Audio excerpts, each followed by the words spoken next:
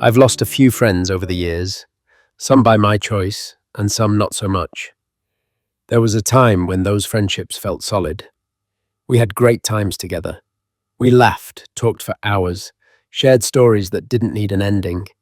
It felt easy, like being understood in a way that didn't require effort or explanation.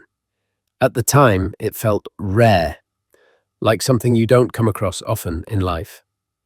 And then, slowly, life shifted. People changed, I changed, our circumstances changed. Without any big argument or dramatic moment, the connection loosened. Sometimes it faded quietly, other times it ended more clearly. Am I sad about losing some of those friends? Maybe. Do I still dwell on it? No. They had their reasons for letting go. I had mine too. We may not fully understand each other's reasons, but they were valid for each of us at the time.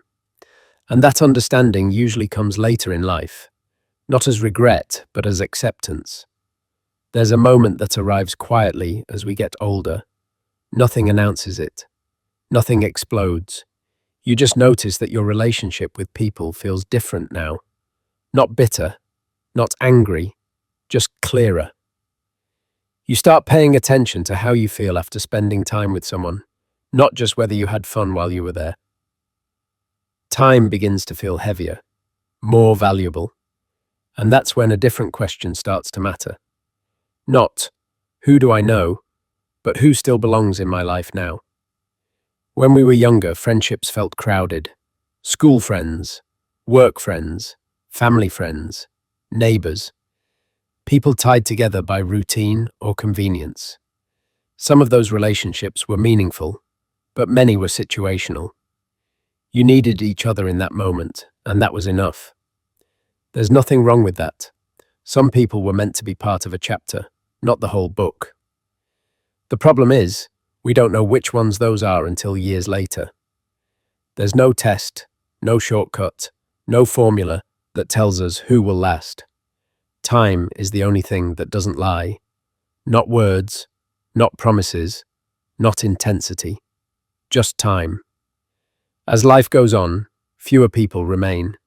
And the ones who do aren't always the ones you expected. They're the people who stayed without being asked. The ones who didn't disappear when things got uncomfortable. The ones who didn't need you to be entertaining, successful, or agreeable. Those friendships don't announce themselves loudly. They reveal themselves slowly. What surprises many of us is that even after decades of living, we still make mistakes with people. We still trust the wrong ones. We still stay in relationships longer than we should. And when that happens later in life, it can feel confusing, like we should know better by now. But relationships don't become simple just because we've lived longer. What changes is our awareness. We begin to notice patterns, different faces, same exhaustion, different situations, same uneasy feeling afterward. And at some point, it becomes clear that repeated problems aren't always about the other person. Sometimes they're invitations to look inward. Why do I stay quiet when something bothers me? Why do I explain away behavior that makes me uncomfortable? Why does keeping the peace feel more important than protecting myself? These aren't questions meant to judge. They're questions meant to bring clarity. And later in life, clarity becomes more valuable than being right. Another thing age teaches us is that a good friend isn't just someone who makes us feel good. Comfort matters, but comfort alone isn't enough. A life surrounded only by praise can quietly become fragile. We also need people who can tell us the truth. Not harshly, not to control us, just honestly. Someone who can say, I don't think that's good for you, and still stay. Someone who doesn't disappear when you're difficult or defensive. Someone who can disagree without humiliating you. The healthiest friendships have room for both encouragement and correction. When those two are balanced, life feels steadier. When they aren't, something starts to feel off. As we get older, we also become far less tolerant of disrespect. Not because we're angry, but because we finally understand the cost of ignoring it. Small dismissals, subtle jabs, careless words. Those things don't bounce off us the way they once did. They settle. Sometimes disrespect is obvious. Someone speaks down to you or crosses a clear line. In those moments, silence often gets mistaken for permission. You don't need to raise your voice. A calm, firm response is enough. Don't speak to me like that. Clear boundaries don't require drama.